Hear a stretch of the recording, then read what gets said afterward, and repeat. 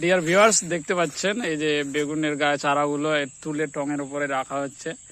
পুরো বেগুনের মধ্যে জল ঢুকে গেছে। এই যে এটা হচ্ছে আমার বাগানটা, এই যে বাগানটাতে পুরো জল শুকিয়ে গেছে, কিন্তু বন্যার জলটা আসা শুরু করছে এই জমির পরের জমিগুলো থেকে।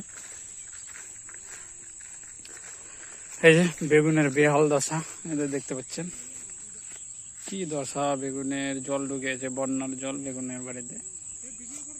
হ্যাঁ করছি, এই তো কি কষ্ট করছে মুক্তার বেটা, মিঠুন বেটা।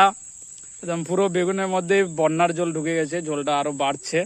তো সব বেগুনের গাছে স্বাস্থ্য শরীর যথেষ্ট ভালো ছিল, সবগুলো বাড়িয়ালি বেগুনের গাছ ছিল, কিছু ধুপা বেগুনেরও গাছ ছিল, সবগুলো একদম জলের তলায় ভাসছে। মিঠুন বেটা অনেক কষ্ট করে, দেখতে পাচ্ছেন এই যে কুড়ি চলে আসছিল গাছগুলোতে, কত সুন্দরভাবে কুড়ি আসছিল, কিন্তু কি করার আছে, সবই সবই আল্লাহর মর্জি। হ্যাঁ এই যে কুড়িগুলো দেখা যাচ্ছে, প্রত্যেকটা গাছেই কুড়ি চলে আসছিল প্রায়। এই যে কুড়িগুলো দেখা যাচ্ছে, এই যে পুরো কুড়িগুলো আসছে গাছে। এই অবস্থায় গাছগুলো তুলে নিতে হচ্ছে, কি করবে, জলের তলায় বেশি দিন থাকবেও না, আর জলটা বাড়তেই আছে আমাদের এই কুলিক দিয়ে যে জলটা আমাদের এই এরিয়ায় ঢুকছে।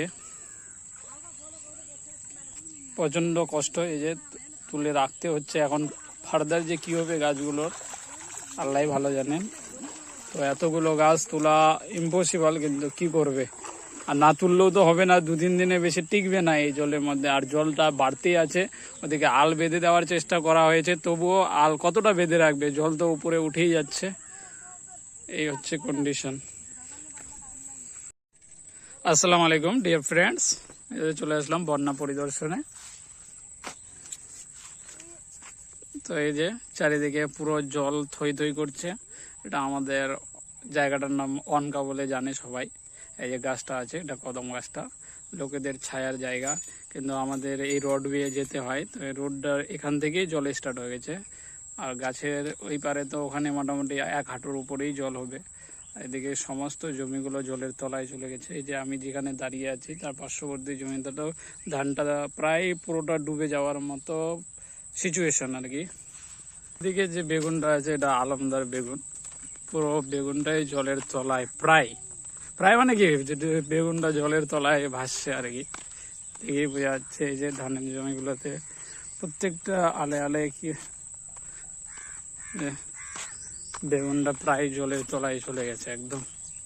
পুরো বেগুনটা বেগুন, এই বেগুনটা লাগাইছিল আলমদার, দেখতেই পাচ্ছেন বেগুনগুলো কি হারে ক্ষয়ক্ষতি হয়েছে। এরকম সবারই বেগুন প্রায় নষ্ট হয়ে গেছে। এটা আমাদের বাড়িরই আলমদার বেগুন, পুরো এরিয়াটা জল জল হয়ে আছে। একটা নিয়ে আসছি, এদের রাস্তা দিয়ে, এটা আমাদের মাঠের রাস্তা।